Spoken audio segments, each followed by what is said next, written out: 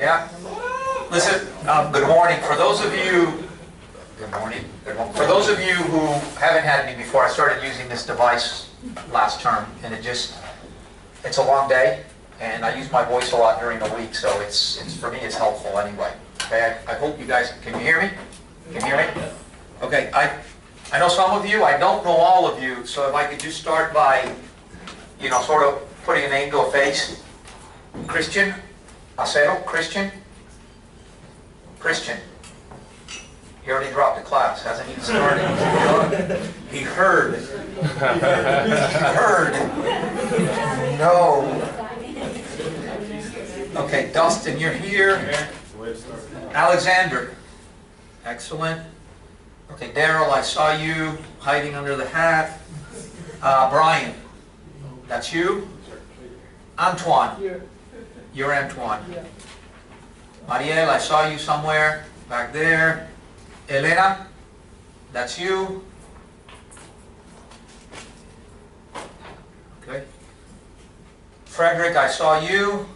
There you are. Tyler, I saw you. Anthony Mancini. Anthony, that's you. Okay, Juan, I saw you somewhere as well. You're back there. Hey, Maxi, there you go, yep. Chad, sorry. Chad. Marisela, got you. Ryan, saw you. Robert Saunders, you're in your old seat. I'm gonna, Alyssa. Alyssa. Okay, I'll try. Eden, I saw you. Where'd you go? Irene, where'd you go? Oh, okay. And Justin? That's you.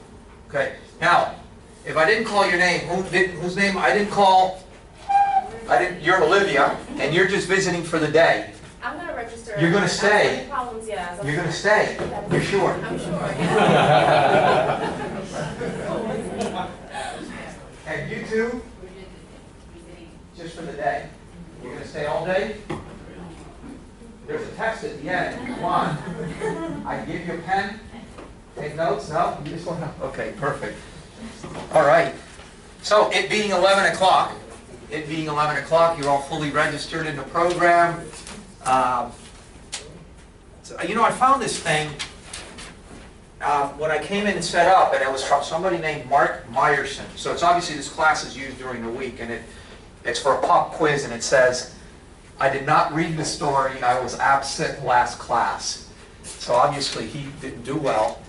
But I thought it was good telling because it's a good warning. Whether you come or not, do your homework, do your assigned readings. Pay attention. You guys pay good money. I'll say this a lot. You pay good money for this program and you get out of it what you put into it. So we'll go through that a little bit. I'm a little nervous. I've never, spoken in front of so many people. I've had really small classes over the last 6 years in the program, so this is going to be it's new for me. It's new for me, and it's going to be new for some of you. So, the class, real estate, REE 5890, real estate accounting. If you're not registered for this, right, you shouldn't be here. What are we going to go over today? Talk a little bit about GAAP, talk a little bit about cash, accrual, and other bases of accounting. We'll talk about basic financial statements, balance sheet, income statement, cash flow. We'll talk a little bit about footnotes. We'll talk a little bit about organizational structures that are used in a real estate, environment. We'll talk a little bit about REITs. We'll talk a little bit about a lot of things. Today's class will be an introduction to what we will cover the balance of the term. And then we'll start a process of beginning to analyze financial statements, and we'll really just start now. I'll give you a little preview, and then you guys will have a nice little case study to work on for the next class. Okay? You should have all received correspondence from me before coming here, other than Olivia. You should have all received it. Anyone not received correspondence from me that's in this class? Did anyone not get a copy of the updated syllabus? Did anyone not get a copy of the first assignment? Everybody got it. Most of you read it. Most of you confirmed that you had received my correspondence, which is what I'd asked. Many of you did not. The one thing I ask is read. And I'll go back to anything you're going to do in this business. When you're asked to respond to an RFP, you need to read what that RFP is. If you miss things like communicate, respond by a certain date, submit by a certain date, you're out of luck. That's the way the class is going to work as well. So if I ask for confirmation, please send me confirmation. If I ask for a file to be saved in a particular protocol, we'll go through that, use that protocol. If I ask for submissions by a certain date, I ask the submissions in that certain date. Some of you have had me for 1 and 2 classes. This is by far, and I'll let you know, by far the hardest class that I teach. For 2 reasons. One is potentially it is a more out-of-the-way material for many of you. Are there any accountants in the class? 1. We have 1 accountant in the class. So for most of you, it's material that you don't deal with day to day.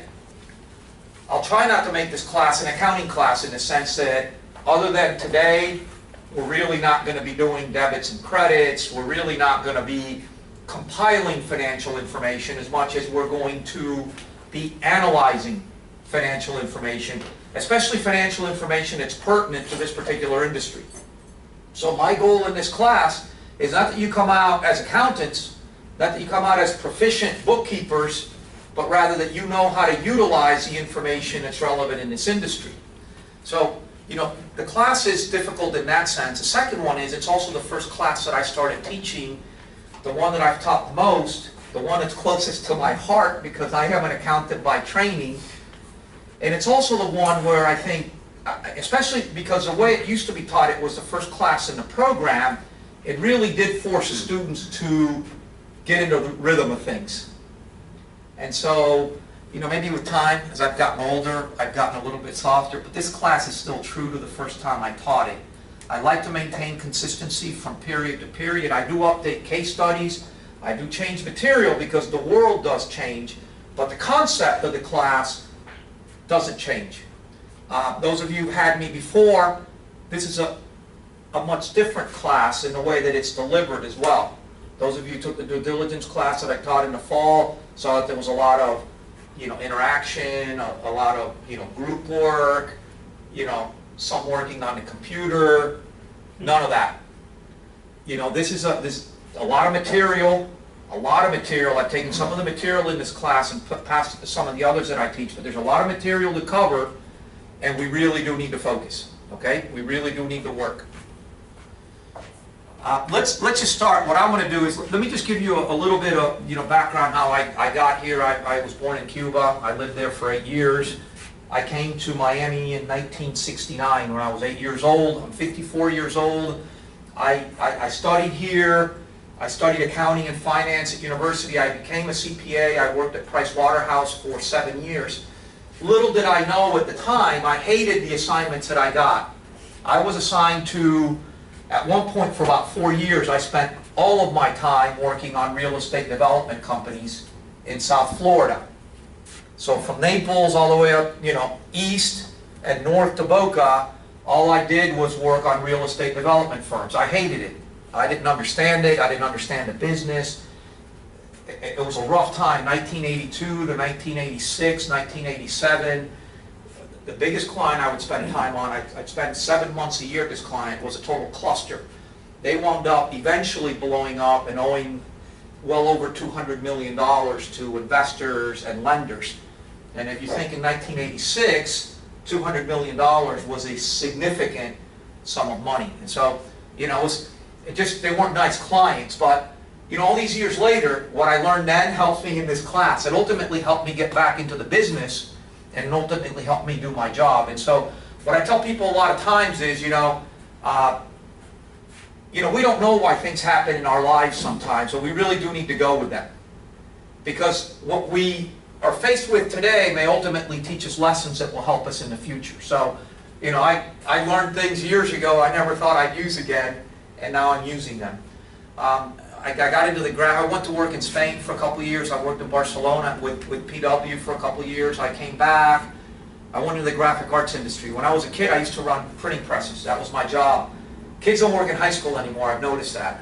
But, you know, way back when, we had to work. That was part of what we had to do. So I worked in the graphic arts industry for a while. I got sick with all the chemicals. And I went and did a stint at Ernst & Young.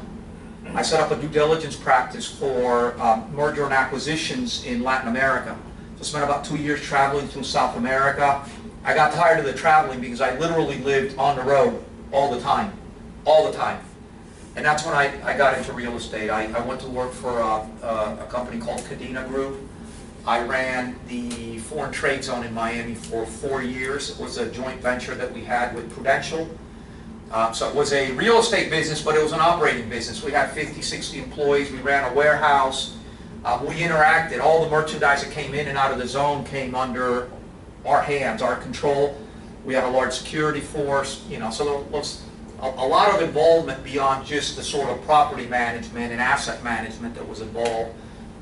I went back to the parent company. I became the CFO of Cadena. We sold Cadena to a company called Florida East Coast Industries. I became the chief investment officer of Florida East Coast Industries. That was a publicly traded company. If any of you have any Florida history or know any Florida history, that ultimately is a company that was built by, or that Henry Flagler used to build the railroad from Jacksonville, originally all the way down to Key West, and now I guess the southern terminus is at the Port of Miami. We sold Florida East Coast Industries to a private equity, publicly traded private equity group called Fortress out of New York in 2007. I worked with them for a year. I stayed as a CIO of the group. I didn't like them. Dealing with private equity people is tough. These people were more hedge fund managers, Johnny-come-lately into the private equity arena. And after a year, it was time to go. So I took a year off. And that was, 6, 7 years ago. I started coaching high school football and soccer, and that's what I do. I'm the offense coordinator at LaSalle High School. I was a head soccer coach. I'm now an assistant. I stepped back. It was too much work. So I work at a high school every day, and I teach here on the side. So that's who I am. LaSalle, Miami? Yeah, right next. That's where I met you. You met me there? I met you in LaSalle. Did you go to an open house or something? Yes. Oh, then maybe. My son is the goalie. Was a goalie, and he was going to LaSalle. Is he still going or no? No, he's going to another school. Okay, all right, one. That's where I am. He still has time to come. Our goalkeeper graduated, so anyway. Before I do this bit, I want to know who all of you are. Those of you who've had me before, I don't need to know why you're here. I don't know that other people know a little bit about you, so maybe you just introduce yourself. Those of you who I haven't had, maybe I'd like to hear a little bit about how you got here and what you're hoping, more important, what are you hoping to get from this class? And more important, what are you hoping to get from the program? What are you looking to get out of this program? Maybe I can, help direct the class a little bit more that way. Robert? All right, my name is Robert Saunders. This is my 4th semester here. I'm here just essentially to learn all the little tidbits so I can be a successful real estate developer. I'm looking to go into redevelopment first and hopefully become a billionaire in that aspect. But that's really it. Billionaire. Billionaire, yes. Make sure you have that B there. But that's really the gist of it. There you go. I stand up because I'm a former military guy. I was in the Army for 10 years and decided that I wanted to do something different and figure out what I wanted to do when I grew up. And so this is it. I settled down here in Florida. I'm not originally from Florida, but I knew I kind of wanted to build some projects because I had done some of that stuff overseas for countries that I didn't really care about that much, and I wanted to do it back here at home. So out of this class, I would love to be able to understand finance. I'm a political science major as an undergrad and some other things that I did. And so I just want to understand how to deal with the numbers and make sure I don't get myself into trouble. And of course, I want to build stuff for the greater South Florida area, make an impact. And your name is Chad? Chad. Okay. Eddie is Chad. Chadwick, yeah. Chad. Hi, my name is Antoine Darda. I'm originally from Caracas, Venezuela. I graduated in Nova on my undergrad in business management. I do commercial real estate, property management, and hopefully I would like to develop some buildings in the future. Where do you work, Antoine? It's in a family business. Okay, so you manage I properties manage commercial properties. that you own? We own it. Okay. Shopping centers. Okay. And how long ago did you graduate? Like last year. Okay. No, Okay, there's a reason I ask that, okay? And the reason I ask is, I don't usually, you're welcome to the class, okay? And you're gonna get something out of the program, and the fact that you're working in the industry is helpful. I think the further away you are from undergrad and the more work experience you have, the more you get out of a graduate program. But, you know, you're welcome, okay? The fact that you're working in the industry is helpful. You know, my experience in the past is students who have come straight out of undergrad and are not working in the industry don't get as much out of it as they could. So, anyway. Thank you. Idani? My name is Irene Wirene. I work in private equity. I manage a private equity fund. We specialize in Latin America. We do some things in Florida, but we specialize in Latin America. The reason why I'm doing this MBA is I've been doing commercial real estate investment for quite some time. I don't want to say the age, the amount of time, but for a long time. I've seen a disconnect between the private equity industry and the developers and the investors, and my investors. So I wanted to be more formally educated in development, so I can translate better to my investors and help and add value to the developer, and not only sit on boards and listen to them and not knowing how can I help and bring added value, which is what is private equity all about. Idani, and your focus is hospitality? My focus is hospitality. However, we are now expanding hospitality. I've been in shopping centers, industrial. So last year we decided to expand our scope to the rest of the commercial real estate. Okay. I ask because I have zero hospitality experience, and so in the class I don't usually talk much about it, but you know, having you here, hopefully you can, you know, educate us. It will be my pleasure. Marisela? My name is Marisela Fomenta. My background is I'm an engineer. I've been doing a lot of water plant treatments and more involved in the environmental area of the development. And lately I've been in the lead certifying as a consultant buildings, and I wanted to just do something with my own as green as is economically feasible, and try some small scale something on my own. Okay. And both of you have been in the program for a while, right? You're, no? This is our third semester. Third term. Okay, so you got this one and one more. Two more, because we were guided to take 2 classes on the first. Okay, right. That's what I figured. I remember one day having met you all. Okay. Yeah. Okay, my name is Elena Harkats. I am an accountant from Argentina. I am CPA from Argentina, and I did a master's degree in Nova in leadership. And my expertise really is in education, to manage education institution. But I like this field. I am a realtor as well here, and I work here especially in residential more than in commercial. And I try to find something new to learn, and for that I decided to start with this program. And as you say that I am an accountant, yes, but the accountant from Argentina is not financial. It's different at all, like the program in accounting here, because when I said I am an accountant, all the people look like me, temporary. And I never work in taxes, I work in HR. And my background is more approach to the people, like to the papers. And but I like this industry. I manage properties in Argentina and here at the same time. And I love this field, for that I choose this program. Excellent. Okay, welcome. Thank you. Olivia? Because I'm fairly new, I'm going to stand so I can see everyone. Hello, everybody. I'm Olivia. I'm originally from the Bahamas.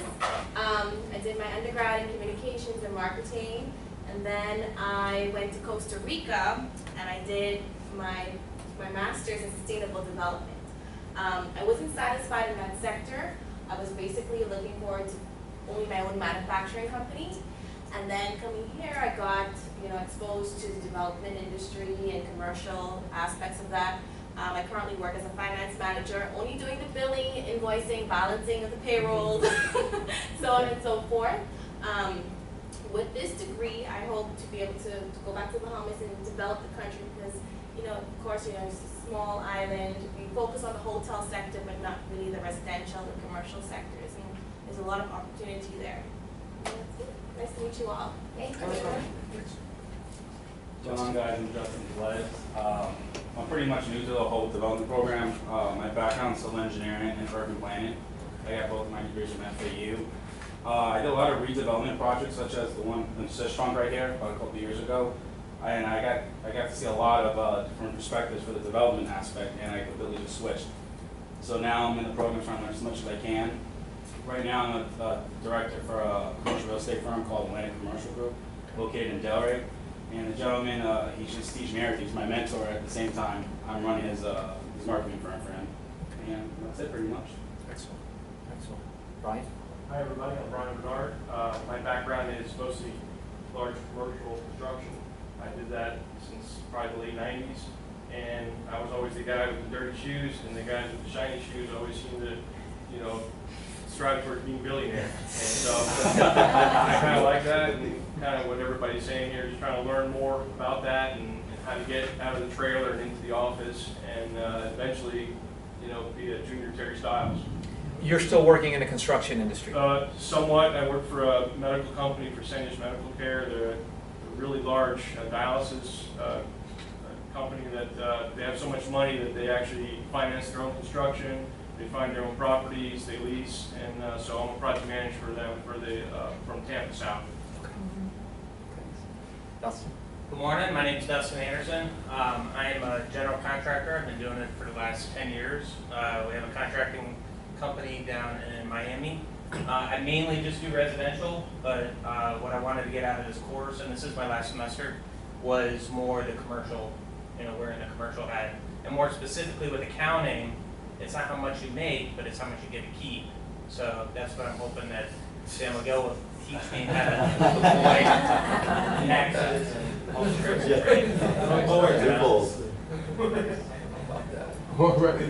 Hey everyone, Mumford, 11 years Air Force, and spent the last 2.5 years as a utility scale wind energy developer for Nexstar Energy, which is a Florida Power and Light sister company.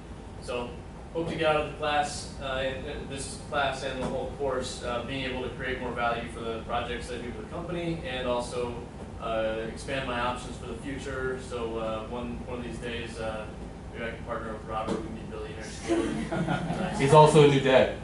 Yeah.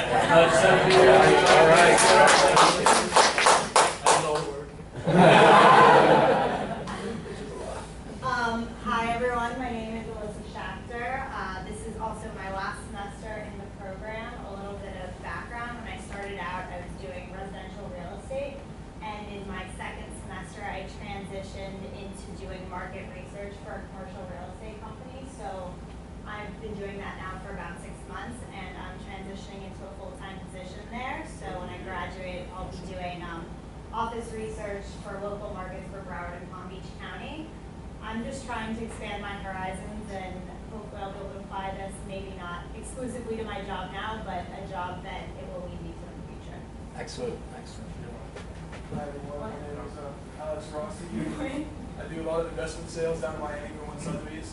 I work for my father. He's been doing it for about 40 years, and we work with a small group of people, just doing mainly 1031 exchanges, just buying and reselling, saving some taxes. I look hopefully to get out of this program to get more into the developing side of the construction.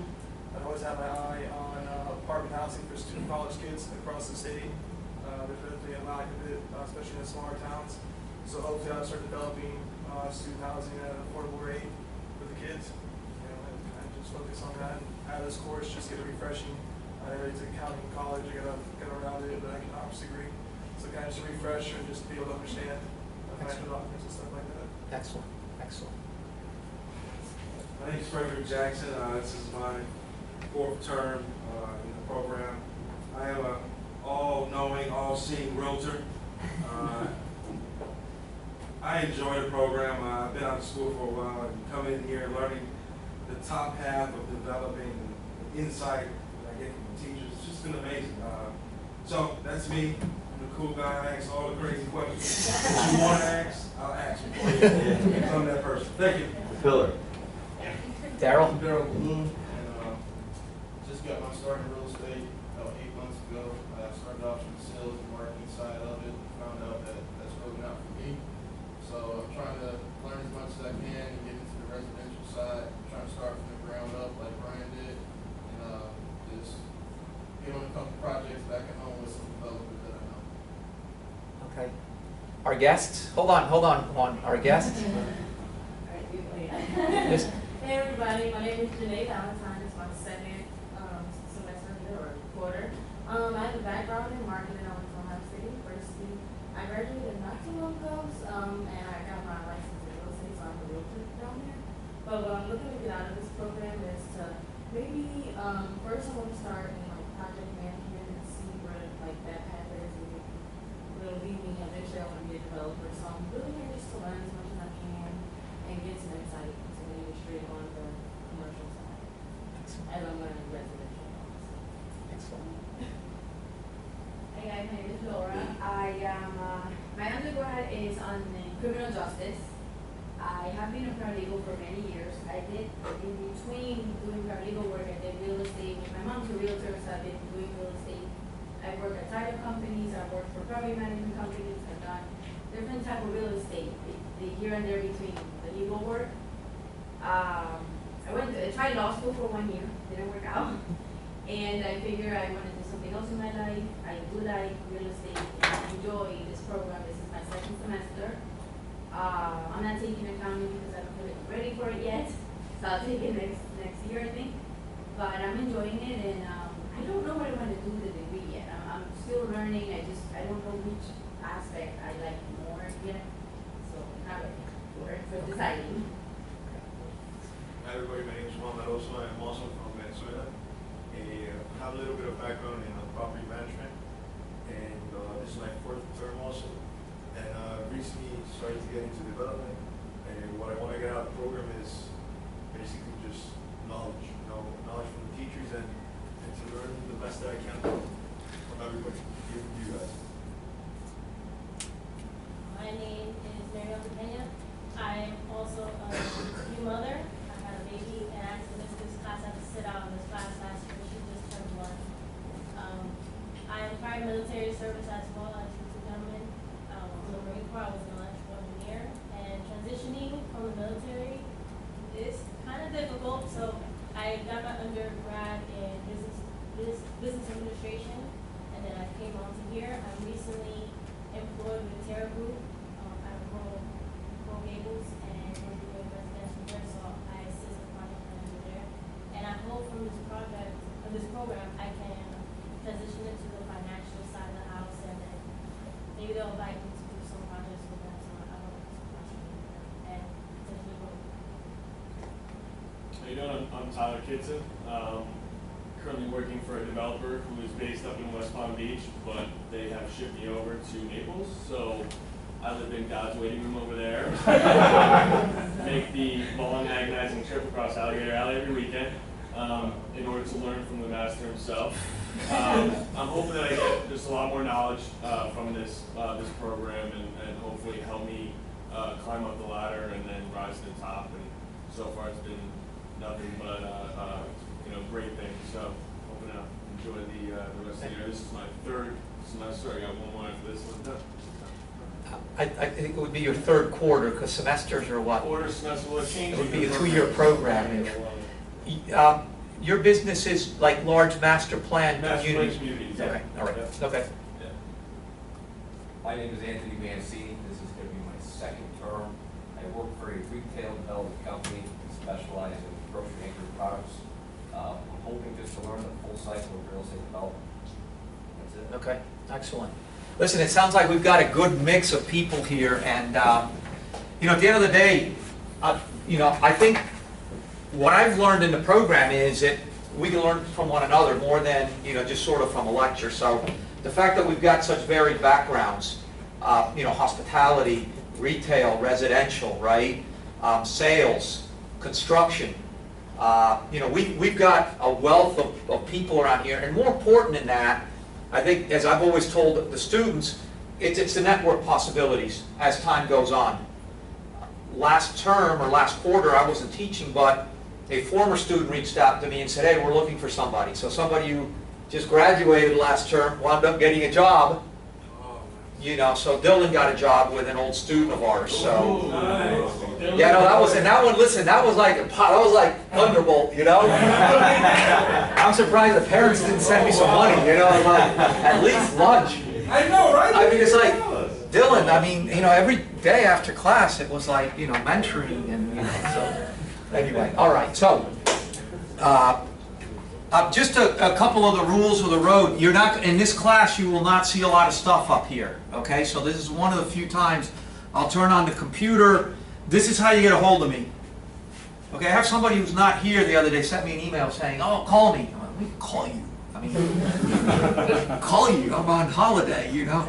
But if I need to speak, I'll find you. Okay, but I'm usually, oh, I'm sorry. Thank you, my dear. I'm usually sitting, in the mornings I work in my office, so I'm usually on the computer. And when I come back from school every afternoon, I go through emails. So js2195@nova.edu. I know you guys like to find a way to forward your emails or to have access to your Exchange server. I've been asked by Nova, I was asked a long time ago, and they had problems with their server. It's been fixed to communicate with students via the Exchange server. Ultimately, it's for your protection, okay? It's that all communication, you know, is documented, all right? So if you say, hey, I sent you something, it's there, you know, in a server somewhere.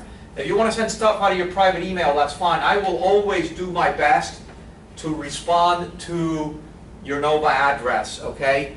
And, you know, unless the server's down, you shouldn't see anything from me from my personal email. Now, with that said, I am going to leave a sheet here for you to give me your personal emails. And there's a reason that I'm asking you to do that. I do office hours.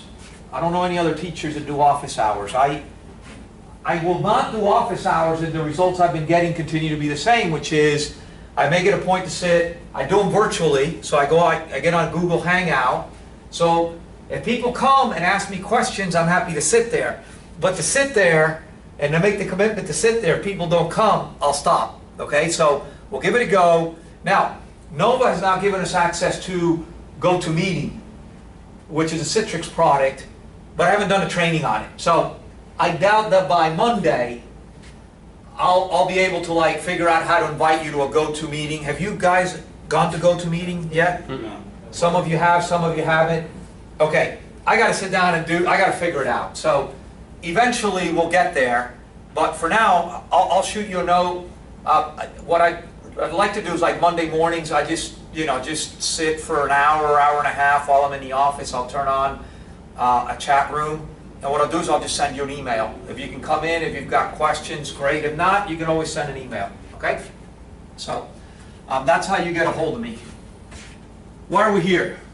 We're here to learn. Above all else, we're here to learn. We're not here to get A's. I struggle with people with that. I can tell you, very few people get an A in this class. I have had terms where no one has gotten an A in this class. So, it's not about the grades. I know that that's very difficult, especially for the younger people, okay? I'll tell you a story. I'll tell you a story because there was a very interesting article in The Economist a few weeks ago about grade inflation over the last 40 years. And it specifically talked about Ivy League schools. And in the 50s, the average GPA of a graduating student from an Ivy League school was like 2.6. Last year it was like 3.7. Because everybody needs to feel good. I mean, you're going to hear me say this about the millennials. You know, my sister asked me today, one of my sisters is visiting. She asked me if I brought the little stars and everything for the students today. We don't do that. We don't give little stars. It's not about the grade, it's about what you learn. Ultimately, it's about the information, the knowledge that you take, the thought process that you develop while you're here. Okay? That's why we are here. So, we're here to learn. Now, what does it take to learn? You got to read. You got to listen. And you got to work. You gotta practice. If you don't do your reading, if you don't do the assignments, if you start calling other people, hey, let's do the assignments together, you're not gonna learn. And then you're gonna defeat the purpose of being here. You know, for that, like, just go to the beach or, you know, go to the Tortuga thing or whatever, you know? Listen to the music. You gotta practice, you gotta work, it's like anything, you know? One of my nephews was telling me the other day, well, I don't know. Well, of course you don't know. That's why you're in school. You know, if you knew, you wouldn't be in school. So that's why we're here, right? So we're here to learn. So, you know, the purpose here, my goal is to give you tools. So in this particular class, I don't expect you all to become proficient in accounting pronouncements. But I do want you to be familiar with important matters or facets of accounting, so that when you come across a situation that you're not totally comfortable with, you say, hey, I remember, there might be an issue with revenue recognition here. There might be an issue here with how do we account for costs. I had a former student the other day who sent me a note. He works in a development business in Coral Gables. And he said, I really wish I would have paid attention. He said, I need to speak with you. I need to speak with you about deferring acquisition costs. I will say there was someone who spoke in the last term. I invited him to come. But he says, I should have paid attention. So I had a conversation, but at least he remembered that there was an issue related to how do you deal with acquisition costs, right? And so, you know, my goal is have familiarity with the concepts and know that the tools that you have available in order to then go back and have a reference source in order to be able to go back and sort out your answers. Okay? Methodology is the key. I will ask, I'm all over the place. I will ask, and some of you sent me PDFs of your case studies. I want source documents, especially when it's Excel. I want to see methodology. There is a case study that I do that, in fact, this student who called me the other day was the only one in 6 years who has ever gotten the same suggested answer that I had. But I don't care about getting the same exact answer that I get. What I care about is the methodology that you utilize, right? And I will critique how you build Excel spreadsheets. I will critique the formulas that you use because of how you construct your spreadsheets. Many of you will hard code numbers.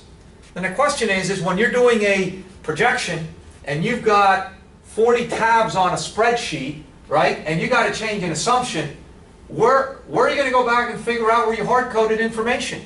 You need to understand how to build a spreadsheet with the underlying building blocks in order to be able to take from one change, you know, and flow it through an entire spreadsheet.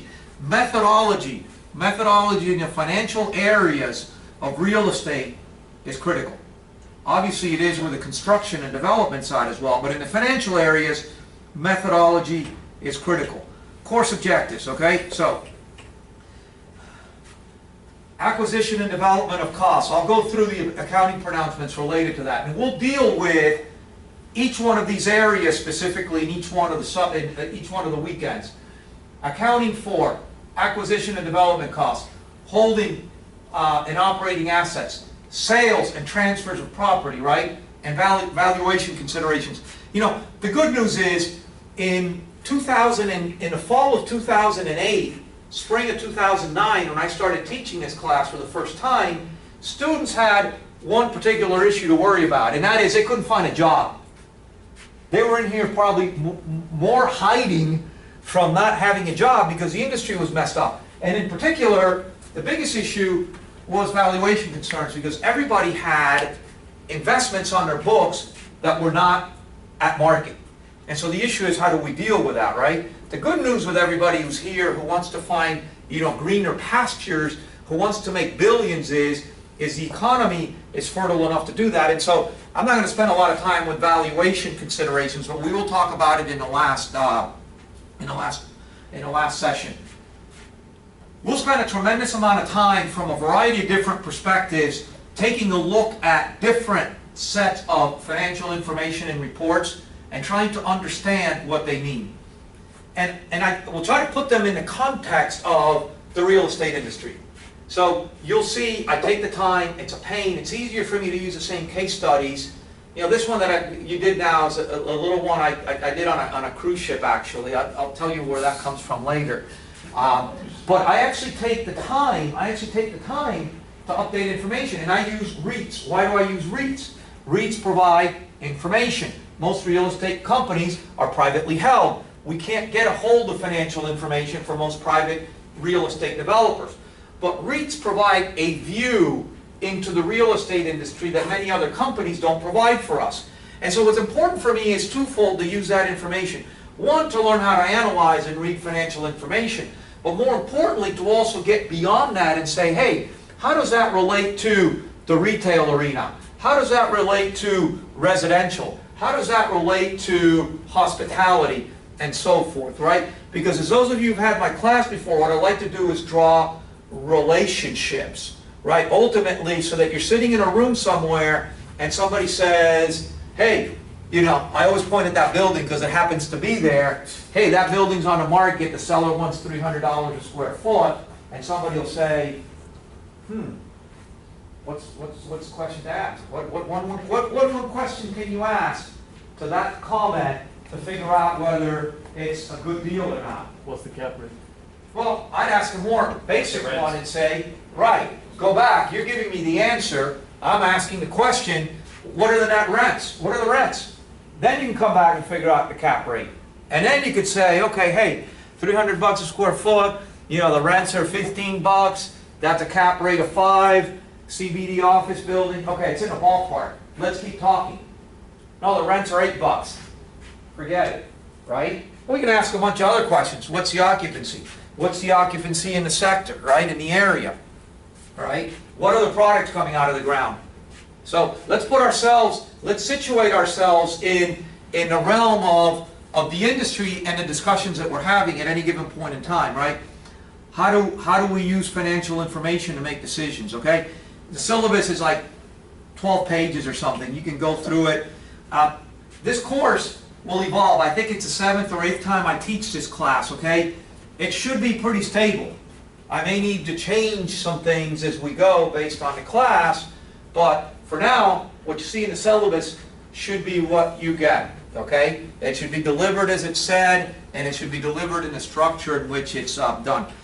There's a textbook, and I have added for this term the Wall Street Journal, okay?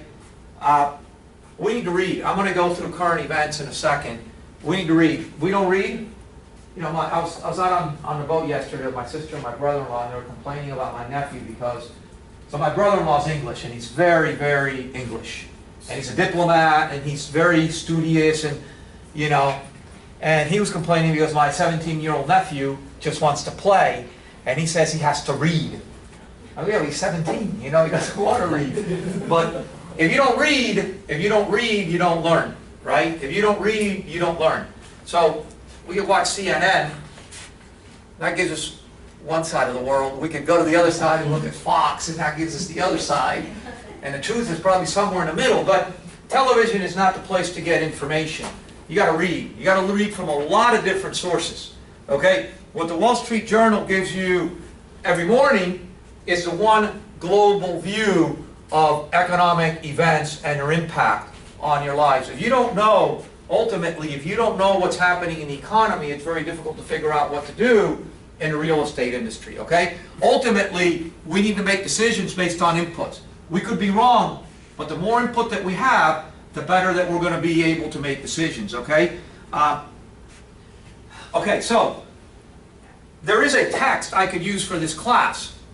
It is this class. It's this book. It's called Accounting for Real Estate Transactions. It was written by Maria Davis. She's a partner at Deloitte. I used this the first couple of times I taught this class. But I don't think you want to read this. Okay? So that's why I'm using the AICPA continuing education class. Pretty much same information, but much easier read. Okay? Much more simplified. You know, as I still keep my CPA license active, I have to do 80 hours of continuing education every 2 years. To take 80 hours to learn stuff, it's tough when you're working. So at least, you know, they make it easy for people to, you know, be able to do it.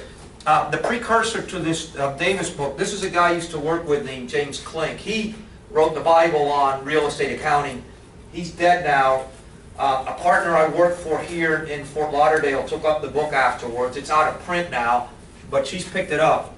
But everything you need to know is here. The good news is you don't have to read it.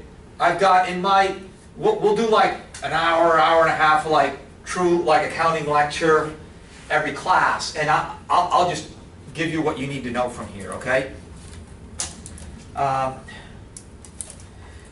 As far as computers, you're not going to use them in the class. You need to use Word and Excel at home.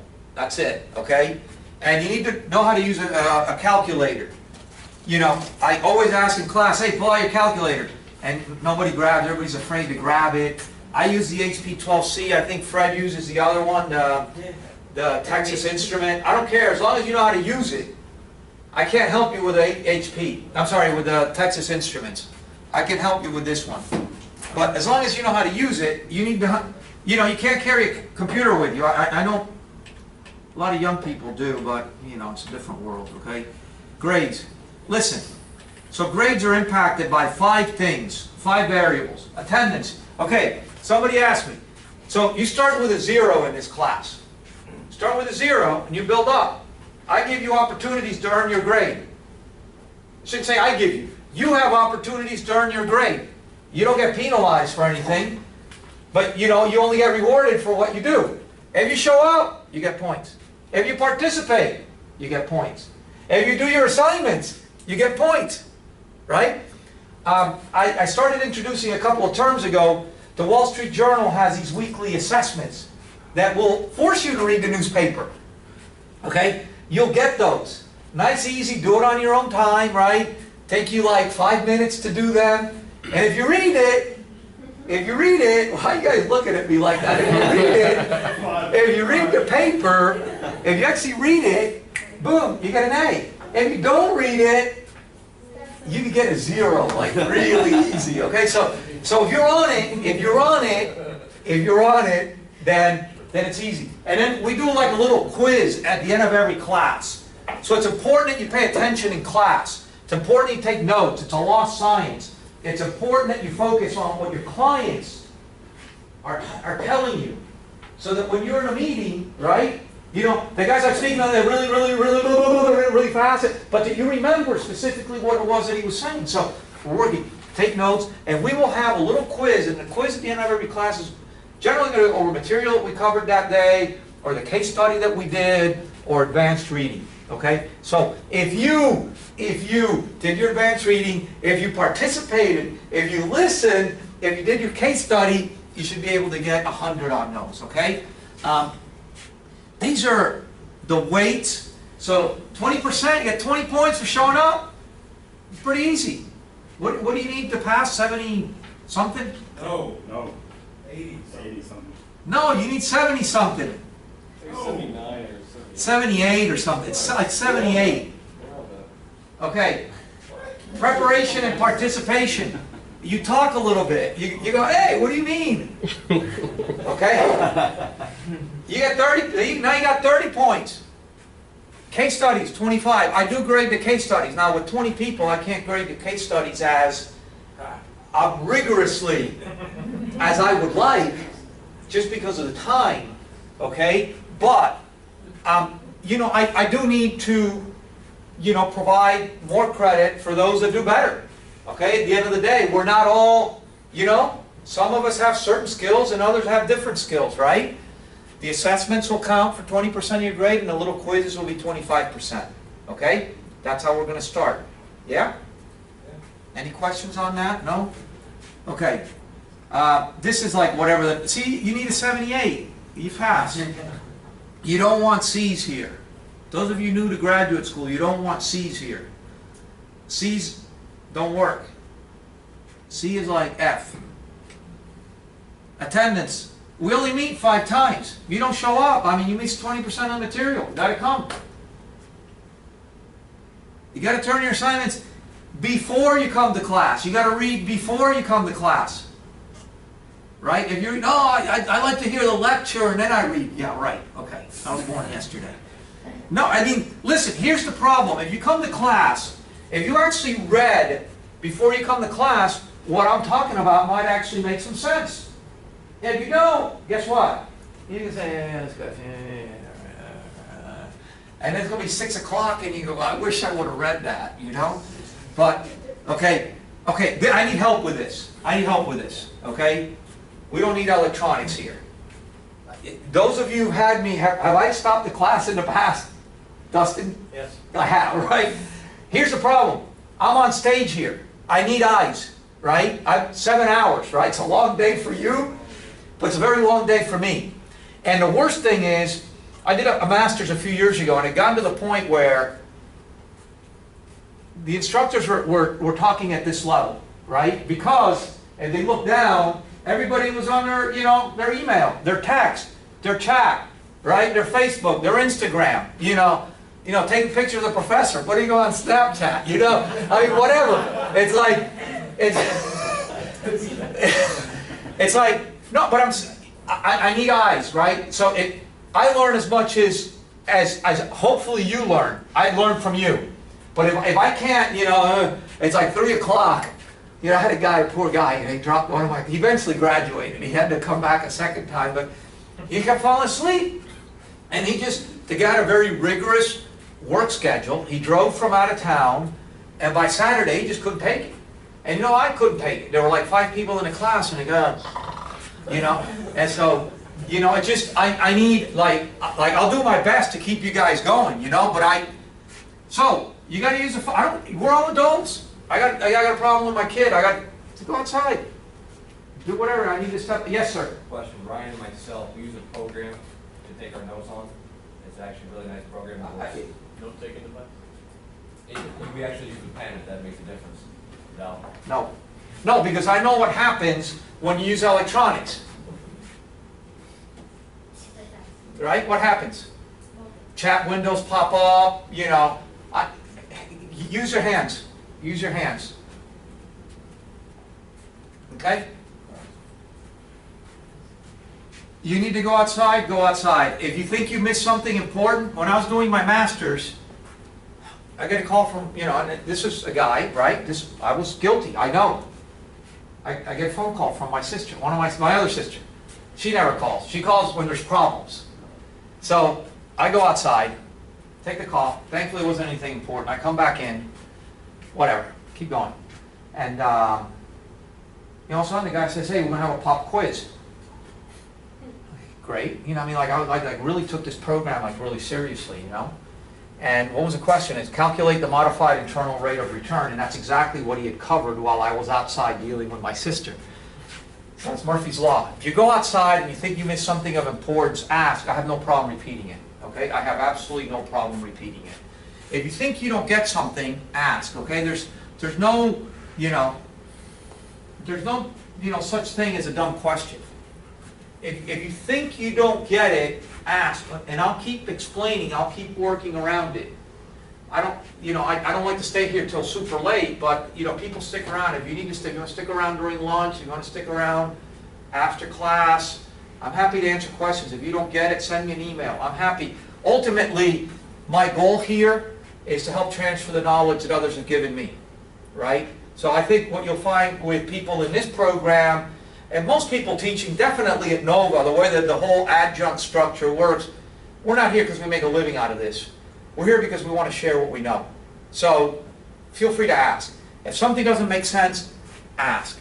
If you participate, the day will go much faster, right? The day, if you're going, no, I can't wait till he stops, it's going to be a long day. Case studies. Case studies will build upon the information that we provide. I will attempt to provide guidance prior to every assignment that we do.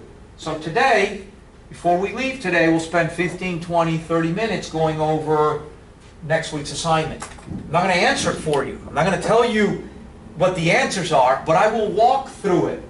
And ultimately, what I encourage you to do is, and I know it's tough. I know human nature. Human nature is, you know, it's due Tuesday, I'll work on it.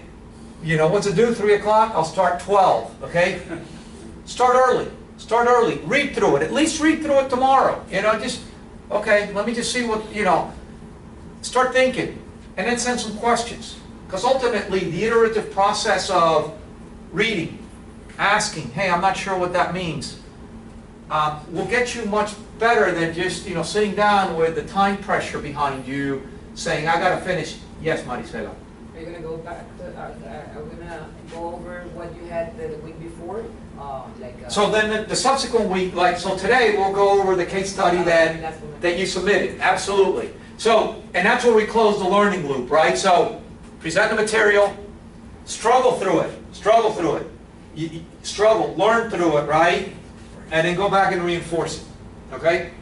And later on, we'll even have a case study that's not independent. We'll build upon one that you had done before. So I already said this one, the quizzes, if you do everything, you should get 100, okay? That's easy. Okay, listen, for those of you who are new, there's all this verbiage in there's like 3 pages in the syllabus about individual work. I've had several difficult situations with students in the past. But the most important reason why you should do your own work is because if you don't, there's no learning involved. So, this particular class has no group assignments. I will do group assignments in other classes so that I understand that there is a benefit to group projects, okay? And in other classes I use that technique. In this particular class, assignments are individual. So please, please, please do your own work. Please, if you refer to someone else's work, cite it, okay? This particular class doesn't even have the opportunity to do that, okay? Because these are all sort of self-made case studies. You're not going to find solutions for these things on the internet, okay? But listen, if I'm looking at everybody's spreadsheets and you come up with a number that is so bizarrely wrong and it just happens to be the same exact number that Ryan has, and it has the same calculation and the same formatting and the same misspelled word in the same cell, I start thinking that something just isn't right. What a coincidence, right? What a coincidence. Guys, but ultimately, so look, there's they'll slap you, you get slapped, they can terminate your residence hall contract. No, they'll call your parent. Listen, listen. I've had students who flunked. I've had students that have been thrown out of the program. And I've had students that have had to, one had to give me a 5,000-word essay on ethics and financial reporting. Because there was, oh my God, there was some dubious situation in which he and his roommate had the same answers on the same spreadsheet with the same misspelling and all that. So anyway, okay, so listen, it's okay to talk and share and all that, but it's not okay to work together in this class, okay? In other classes you can. I'm here to help you learn, okay? Any questions? Any questions? No questions? Robert. With your assessments, will any of them be timed? Yeah, I'll probably go through, so the assessments, they give me the opportunity to lock the time, and they give me the opportunity to lock the reference to the article, right? But there's no benefit, right? So Frederick, right, so if I give you unlimited time to do an assessment and let you go back to reference the article that the questions came from, there's no assessment there. I'm just asking you to read it now, okay? So there'll be some, I'll play with that, Look, I'm not here to flunk. Again, somebody ultimately decided not to take the class. I said to them the other day, the only people who have flunked my class in the past have been people who haven't done their assignments and the 2 or 3 situations where people have plagiarized work. If you come here to do your work, if you come here to learn, if you come here to participate, I'll find a way for people to pass class. The only one I have reservations against is the 5-minute time frame for 10 questions. Okay, noted. Thank you. Yeah. Brian. Just back to technology thing, I haven't found the HP calculator. I have an app for that. Is that okay? if I ask you to pull one out in class and you want to pull that, that's fine. Okay? So we're not really gonna use calculators. In this class, you might sometimes. I mean, you've been in 2 of my classes. I've asked people to pull it out. I mean, now I just think it's always helpful to carry one of these around, right? Figure out a mortgage payment, right? Figure out. This is the 12C, right? But it's always helpful to have whether. I don't particularly like the app, to be honest. It does everything. But it doesn't click like this thing does, you know. So, but whatever. Listen, as long as the important thing is that you know. The important thing is that you know how to calculate things when you're out on the road. You know, you can't always carry around Excel with you. Okay. I'm going to try to work till 1 o'clock. Take a break till about 1:30, and then go. If that makes sense. Okay. If that makes sense. Good. Yeah? Okay. If we get through 6 o'clock, then we can all go home. I took this one on my boat yesterday. Then we can go out and enjoy a beer at the end of the day. You like my picture? Say yes, please. Yes. You like my picture? Bigger than the boat. What beer is that? It was actually an Estrella. I've never seen it on draft here, but so. I like the glass.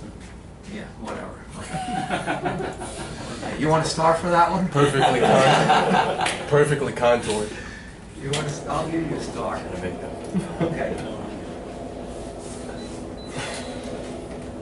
Okay. So, I figured we. In this particular class, I like to spend a fair amount of time going over what I call current events. I cut stuff out. More than substance, I've tried to gather from some of the different sources that I look at every day, so that you all start becoming familiar with what at least I use as sources of input, you know, for me to be able to come to this class, for me to be able to, you know, do work professionally, right? And obviously what I try to do is make them all relevant. What I cut out, I try to make them relevant to the real estate industry, okay? Cover the Wall Street Journal today, all over the news the last couple of days. GE to retreat from finance in post-crisis organization. So GE Capital was one of the most aggressive, I don't want to say innovative, they were innovative, but aggressive lenders in the real estate space and investors in the real estate space. In fact, as much as that, GE Capital had propped GE up for many years, and at one point had made it the most valuable company from a market cap perspective in America, in the world actually. It almost brought it down in 2008. And they somehow, I think, because ultimately there are very professional people there, were able to sort of stabilize it long enough. Property values have kind of come back. They're selling $30 billion worth of real estate to Blackstone and to Wells Fargo. And they're exiting the real estate business, at least in large mass, and it looks like they're going to exit most of their lines of business in GE Capital as well. And that's important because that was an important provider of capital and a significant acquirer of real estate in the past, okay? So just, you know, food for thought. Other one. This one comes from a, so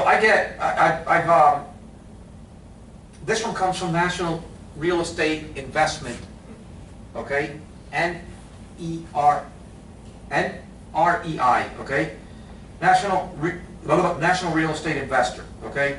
They'll give you a daily or a weekly newsletter if you want, if you sign up to it, okay?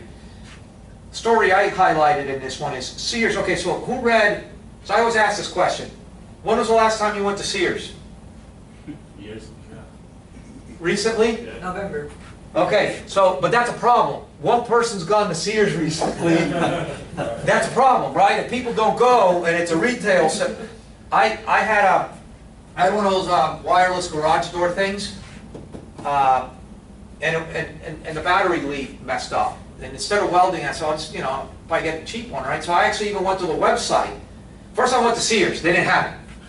So you know, you walked in, it's like a death foretold, okay? This is like a death by 1,000 cuts, okay? And so this guy Eddie Lampert, he's living down here now. I bought a big place in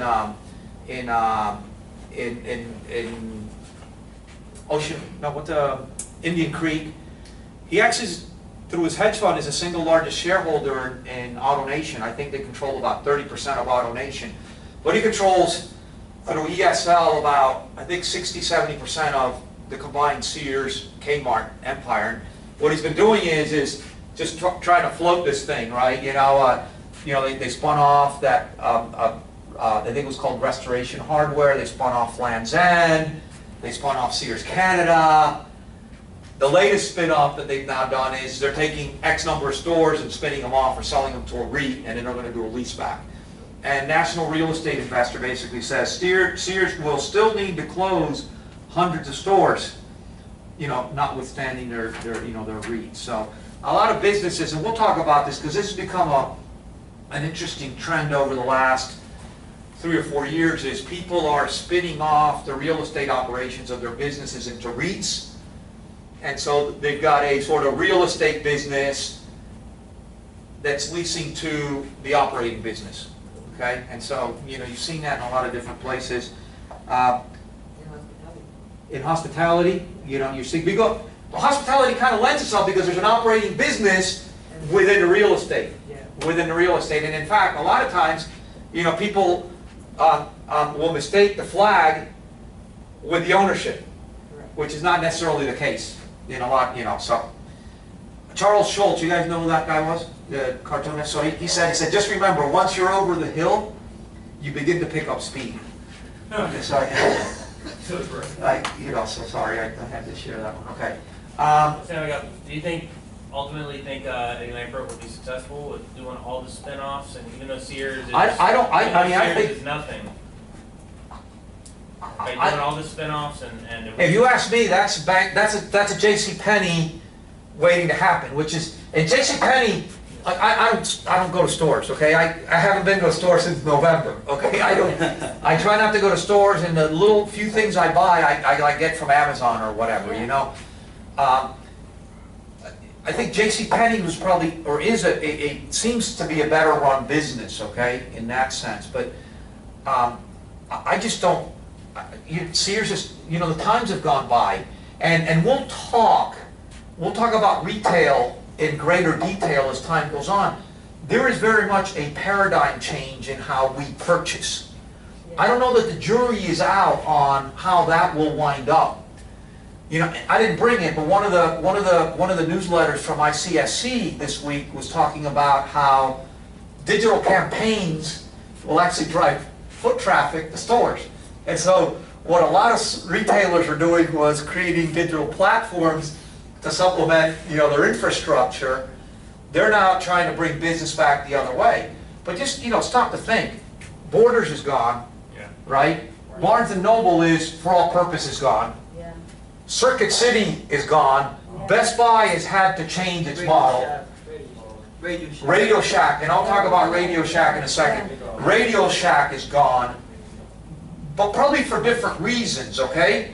But the one that's classic right now is Staples, Office Depot, Office Max. That will all be one. But more important than that, if you do any of you buy from any of those chains? Yeah. Do you buy online? They'll come the next day. Or I went to Sears and I ended up buying online. Yeah, by the way, I didn't finish the story. My garage thing, I couldn't find it on the Sears site. I wound up, I bought brand X that worked, the OEM one on Amazon, and it was there in 2 days. But yes. I mean, you got to cost compare, and you can do that online in seconds. You can't drive physically to 10 different locations and try to cost compare. No, right. And I mean, people who say that shopping, and look, I'm an accountant, man. I know numbers. No, because there's people that understand how people behave better than I do, right? But the argument was always that shopping was a sensory experience, right? Yeah. And people.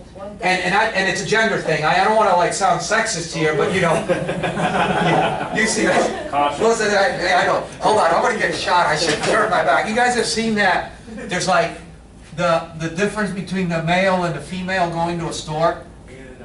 Have you seen it? Okay, so the man's like the hunter, right? He's like, okay, what does he need? He needs a tool. back to his car. What does a woman need? I'm getting in trouble here. Okay, so say she needs a tool. She looks at, oh no, let me, oh, over here. Right? Okay. Okay, so I'm exaggerating. But, no, but there's a lot of this, right? And if this did, yeah, but if this didn't work, even for men, large malls wouldn't work, right? Even grocery anchors wouldn't work, right? Because the guy that went to the grocery would never go to, you know, the card shop and all the other things that are next to it, right? Or the person that went to the Sears inside the mall would never go into all the inline stores, right? So I think we all have some of this in us. So back to your point, yes, you're right, and I think younger generations are much more accustomed to that, you know, sort of online comparison, and that's, but it's all evolving. But the point with the office chains or the office supply stores was, so I've seen this in the last 20 years. So office supplies were a very fragmented business. These three companies, Office Max at one point, I want to say it was part of Sears. It was part of a large retailer.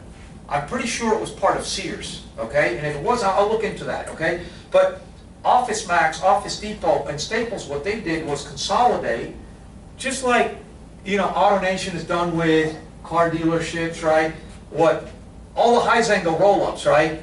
The Republic and Waste Management and all the roll-ups that he's done, he's taken fragmented businesses, right? So the office supply business back in the 80s or up into the 80s was mom and pop stores everywhere, very inefficient. These guys say, hey, we're going to give you everything in one place. And we're going to offer a price advantage. Competition became fierce, but there's a huge cost to not only the physical presence, but the inventory you got to keep, because now you got to replicate. And so what these stores have done, at least I buy from Staples, and I like going to Staples. It's like one of the few stores I actually like going to, you know. I buy my little, you know, eraser and the little spray thing. I always walk around. I do that at Staples, okay? But if you buy online, they'll deliver it for free the next day. They've got a platform. And all these businesses have been reducing their footprint. Best Buy has been reducing their footprint, right? And so to your point, I don't know that Sears can reduce their footprint. That they have certain brands. I mean, the Craftsman brand has huge value. Will that wind up somewhere? Surely. But are people going to go buy clothes at Sears? I mean, even work clothes, you know, appliances, I don't know. I mean, that's also, I don't know. To answer your question, is I think they're just going to continue to hide this until there's just a carcass left, and then it's going to go belly up. I mean, that would be my sense. Yes, Elisa? I was reading a bunch of articles actually about this at work, and with Sears, because they own a lot of their stores, like the land under their stores, they're in talks about like redeveloping them and doing outdoor shopping to attach to the malls. Not really as a Sears brand kind of a thing, but as like they own it, and then that's like another spin-off that they're working on. Because the stores are inefficient, nobody. And I think the only problem also with Sears though is because it's, you know, it's Sears and it's Kmart, right? Unfortunately, part of the problem is not all the locations lend themselves to that. And so there's probably a play in certain environments for that. You know, so yeah, I mean, listen, this guy's got like all these balls up in the air. You know, when you're in trouble, right, and you got a lot of money in a business, we'll talk at different times. I'm not going to go into it now, but the company that we sold is doing all kinds of things, including this all aboard Florida. And, you know, these guys sunk $1.6 billion of cash and borrowed $1.6 billion to buy our business, and it wasn't worth that. Time has said it wasn't worth that, okay? It was, I didn't say anything, okay? I mean, you know, we just let them value the business, okay? But they're juggling all these balls up in the air trying to get their money out, which is what this guy Lampert's trying to do. So, Chinese insurers buy their first piece of U.S. real estate. That's important. I'm not going to spend a lot of time on that, but they got a lot of money. I mean, what's our commercial deficit with China every year? $600 billion? Billion with a B. $600 billion. that money needs to be put to work. They own $2.5 billion worth of $2.5 trillion worth of U.S. treasuries. Okay, they can't keep buying that, and so ultimately they will, if they decide either through businesses or through sovereign wealth funds or through corporations or through insurance companies to buy real estate, it will have an impact, more demand. Okay. I'm not going to spend time on this one, but if I can, I will do this in one of our classes in this term. Some of you have expressed an interest in residential. Article from the Miami Herald this week, report, South Florida among the least affordable locations. Then it talks about only people in San Francisco, San Diego, Los Angeles, and New York spend a greater percentage of their salary on their living, on their accommodations, right? So in San Francisco it's 72%, San Diego 57%, LA 50%, New York 46%, and in South Florida it's 42%. Now, we'll work through the math, because I like to do that. I've done that in several other terms in this particular class. And we'll work through what's the median income, what's the median home price, right? And let's figure out what people can afford and where that is in comparison to the market. And why that's, I'm not the urban planners. I don't have a solution. I can identify the problem, and that is where's the workforce going to live? All right. So in 2006, when the average home in Dade County cost $363,000, where's the guy that cooks at the restaurant, right? The person that drives the bus going to live? Florida City. Yeah. Florida. But what happens when you live in Florida City, and how do you get to downtown Miami? So you take I got kids that come to school from Florida City. They're up at 4:30 in the morning.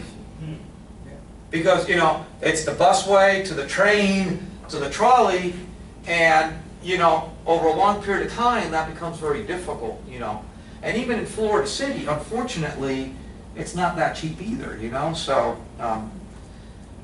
I didn't find anything interesting this week, but every Wednesday in the Wall Street Journal, every Wednesday is a property report, okay? So, they have 3, 4, 5, 6, 7, depending on the week, pages dedicated to real estate transactions.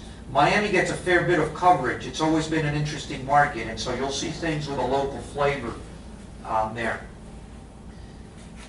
Okay, so what I would encourage you to do, there's a company called Smart Brief, or I don't know what the heck they're called, Smart Brief.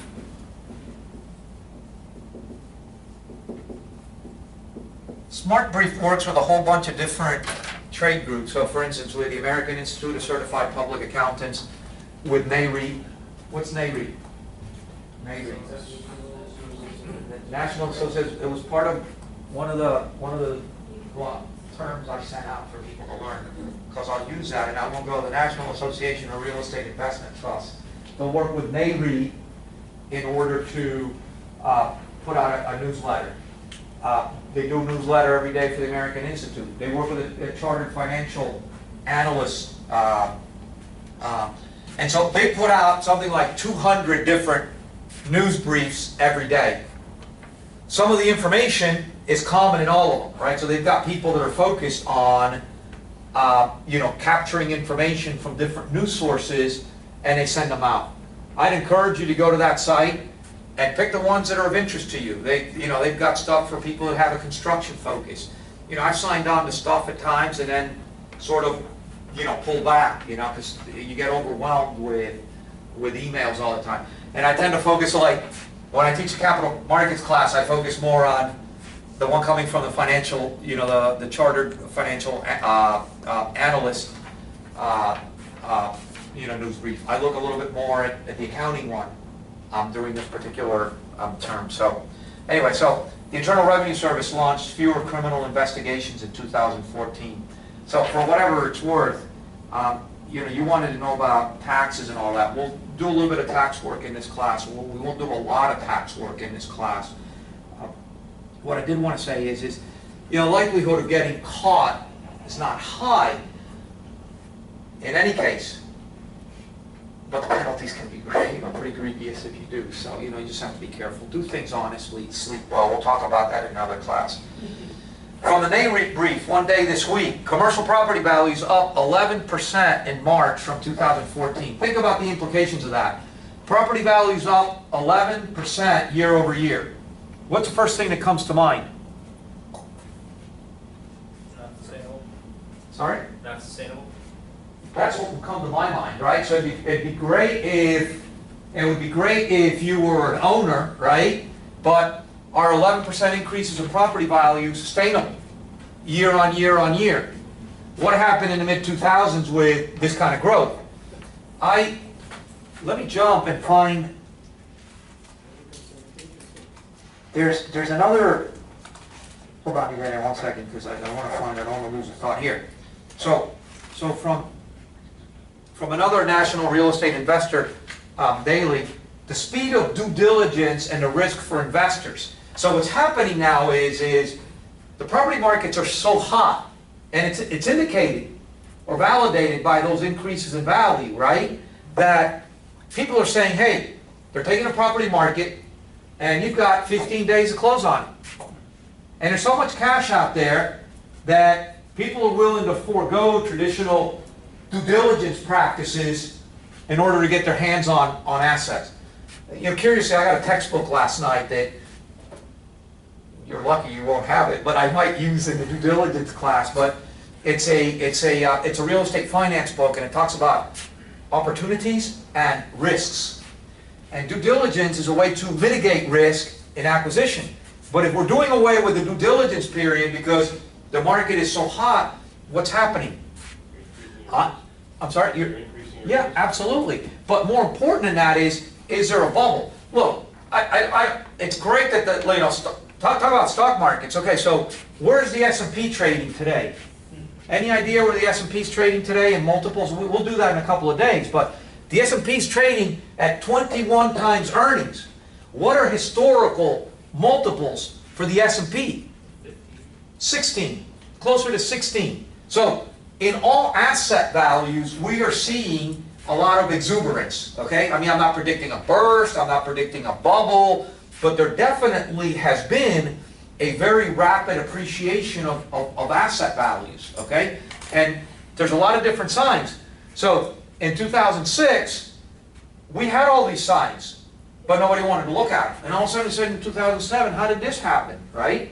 How did this happen, right? So, but anyway, I'm invested, I'll talk about this sporadically. I've got investments in 3 different real estate private equity funds. They're all friends and families, they're all people that I know that manage them. And the guys that manage 2 of those funds have told me as recently as Thursday, one of the funds was only raised a year and a half ago, has said, we're really having such a hard time finding things to buy that we're actually thinking about liquidating the portfolio we've just accumulated. Think about that. We bought an office building in one of the Bay Harbor Islands with the intent to rehab it. Halfway through the refurbishment, the guy that owns a business across the street came and knocked on the door and paid double the value that we paid 6 months earlier, as is. We hadn't done anything. We have an industrial portfolio, Class B property in Medley. There's people knocking on a door willing to pay twice what we paid for this a year and a half ago. It's crazy. It's crazy. And rents haven't gone up to substantiate that, right? So, you know, we'll do more of that in the capital markets class. I'm actually, you know, I'm in the midst. You know, next week, I've already started. Next week I start accumulating. I won't teach that till the fall. But I start accumulating information on cap rates and values and relationships to the underlying treasuries and all that. But, you know, but ultimately, what I'm definitely identifying is that values have been creeping up pretty high. Yes, gentlemen. So, you know, if people are paying, who's paying double? Is this something having to do with the fact that, you know, banks are starting to charge for deposits, you know, negative interest rates? You know, when we get into Europe, and is it foreign investors that are paying that much money, or? Yeah. So, well, I'm not going to tell you in the particular case of that warehouse, it's not foreign people, it's institutional money here. And you can argue that there has been enough of a repositioning in a year and a half in that particular asset to demonstrate that the rent potential is significantly greater. So it was bought from an 80-year-old guy who built this stuff in the late 60s, early 70s. They didn't have a rent roll. I mean, he literally collected rent. So if I talk about an 800,000 square foot portfolio, he'd drive around, you know, the little old guy, you know, collecting rents and all that.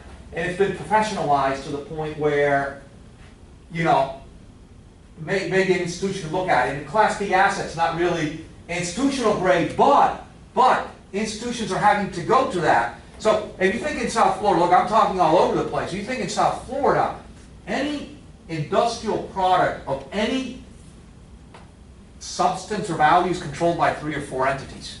Prologis, East Group, right? And a couple of private equity groups. There's a couple of small REITs, you know, that are left out there. First Industrial, Terreno's got a couple, you know. Pru's got some. ATR. Yeah, and then Pru's got some, JP Morgan's got some, Segis has some, and that's it. And Segis is all Class B stuff. And so what happens is if you want to own industrial in South Florida, so long story, I drove up the turnpike the other day. One of the pads we had at Flagler Station, which is one of our assets when I worked at Florida East Coast, was designated for office. And I saw that people at Flagler put 2 industrial buildings up. So I'm talking to a friend of mine, and he says, well, I did the lease on it. He goes, so these guys went out in the market, they had a 150,000 square foot requirement, and they basically went around and so Flagler built it and pre-sold it to Terreno, but it was like sold like at a 4.5 cap or something like that. It's like crazy. You don't make any money. You don't make any money. And I don't know, to your point, why continue. So I'm going to tell you some anecdote. 2003, 2004, a guy from Prudential invited me to go make a presentation at, there's an organization called NAREE. So there's NACREEF, well, there's NAREE, right? We know NAREE, right? National Association of Real Estate Investment Trusts. There's NACREEF, which is the National Association of Real Estate Investment Fiduciaries, and there's NAREE, which is the National Association of Real Estate Investment Managers. There's a lot of overlap in these 2 organizations, okay? But it's institutional in nature, people are asset managers and all that. So they went and asked me to make a presentation on the turnaround of the trade zone in Miami. So we've been at like 30% occupancy, and we got it up to 75 and sold it. So I'm sitting next to a guy from ING Clarion at the time. I don't think it's called that anymore, but he's a multifamily guy, and he said to me, you know, I just closed on something last week. We paid like, you know, like 5 cap for it, and I said, wow. And he goes, well, I haven't seen anything, you know, above, you know, 5.25 in months or something. And this is 2004. And I said, dude, like, how do you get out of that? I mean, if interest rates, you know, bump up, if cap rates, you know, turn around on you, what do you do? And he said to me, I really don't care. I'm not going to be around when they sell that. No, I mean, listen, but that's, so people, this is a question I continually ask. Asset managers are paid to do what? And how do they get paid? How are they compensated? So, you know, there's a term called AUM, right? Yep, right? Assets under management, right? And your fee, you run a private equity fund, Irene? Yeah. Do you get paid on commitments, or do you get paid on money that's been given to you? On commitment. Okay, then you're lucky. You know, most people in this country get paid on what's actually put to work. So somebody comes and commits money, you don't earn anything. The minute you put that money to work, not only is it earning a management fee, but you can also find ways to churn it as well. And so I think what happens, I used to work for a guy, nice guy, very competent guy. I won't mention his name, very competent guy. But there wasn't a deal he didn't like. There was not a deal he didn't like. So he always had to do the deal. He had to find a way to justify, make the deal. And so, I don't know. It's everything you've mentioned, right? So it's easy credit markets, it's foreign investors. In the residential space in South Florida, it's flight capital, okay? I mean, forget it. It's feeling like you're getting left out. It's having to put money at work. It's a lot of different factors. It's the feeling that I'm getting left out. You get it? Yeah, but for example, going to your example, we get paid under commitments just for the investment period, only for the first 4 years. Okay. It's an 8-year term. And in the divestment period, only on the assets. That are, okay. So we're encouraged to invest what we have in hand and not select everything because we need the assets of the manager. Right. Okay. All right, but it's a nice little variant that you've created. A lot of private equity funds will just have, you'll get the commitment, but it's only when you deploy the money that you earn the fee. Yeah. So everyone's got a different thing. That's interesting. We convince them that by paying out during the investment period for all the commitment money, you're going to be wise and we're going to look for the best deals, and once we're in the divestment period, then you're only going to get paid on that portion. On the assets under management. Cool. Okay. That's nice. Dustin, you had a question? Yeah, it was more the price to earnings for the S&P. Usually, like in a market expansion, isn't the price to earnings always high because of the Expected growth? The earnings increasing? Yeah, we'll talk a little bit more. I mean, we can spend a little bit more. So I mean, it's not necessarily a bad thing, is what I'm saying. Yeah. Well, look. So I gave you. Listen, I gave you half the story, right? I gave you half the story. So a lot of times when people listen, that's a very macro view that I gave you, right? So if the S&P, so the two scenarios are, you can see this on the journal. That's from this morning. So from this year, almost 21 times, right? Last year at this time, it was 17.9 times, okay? Now, I think I'm doing this from memory, okay? But something in that area. But there's definitely been a spike in the relative valuation or perception of value. Now, this is on trailing earnings. We'll spend more time on what trailing earnings are versus forward next week, right? But on expected or forward earnings, right? So ex post, right? Ex ante, right? Before, right? So on expected earnings, it's still like 17.9, something similar to that number. But it's still a high number based on expectations. So yeah, a lot of times, so growth companies, and you could use the perspective in growth periods, value companies, but growth companies tend to command a higher multiple valuation because of the expectations of earnings growth, right? The problem is the S&P, by its nature, is not necessarily made up of growth companies that should be able to justify a significant premium, because just, just by its definition and the composition of the companies, you're not going to get significant growths over and above what general economic growth can be. Okay? So, anyway. REE performance best S&P 500, I won't get into that, but again, another indication that real estate, and we'll talk about it in the capital markets class, there's a huge difference between privately owned and publicly traded real estate, okay? But again, another indication that real estate is hot, right? Okay, here's an interesting one. Indecision and delay are the parents of failure. Indecision and delay are the parents of failure. You won't be tested on that one, but are the parents of failure. So make up your mind, right? Analyze the problem, analyze the situation, come up with a solution, and act. Mr. Jackson. Can you say that again, sir? Indecision and delay are the parents of failure. Is that an article or is that just? Just a saying. Every day in these smart briefs, they always have a saying. So, okay, back to the global CPA report. Global CPA report. The FASB to propose delay of revenue recognition standard. Okay, what's the FASB? We're jumping kind of ahead. What's the FASB? FASB. No, what, there's no, no. The standards. Okay, so in this country, we have something called the Financial Accounting Standards Board. So those are like the accounting gods. Those are the people that today promulgate, I'll talk a little bit more about that, promulgate accounting, what we call GAAP. And it's not GAAP with two A's, not like Mind the Gap in, you know, the London Tube, right? But GAAP. And GAAP stands for what? Generally accepted accounting principles.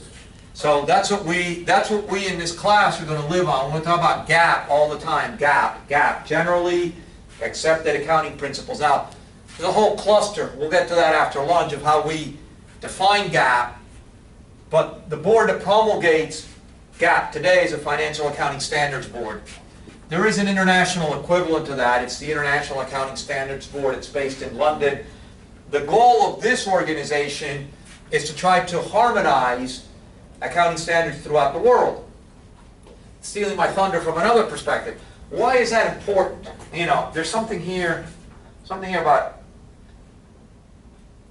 it's on another one, it's about India. India was like moving to harmonize their accounting standards with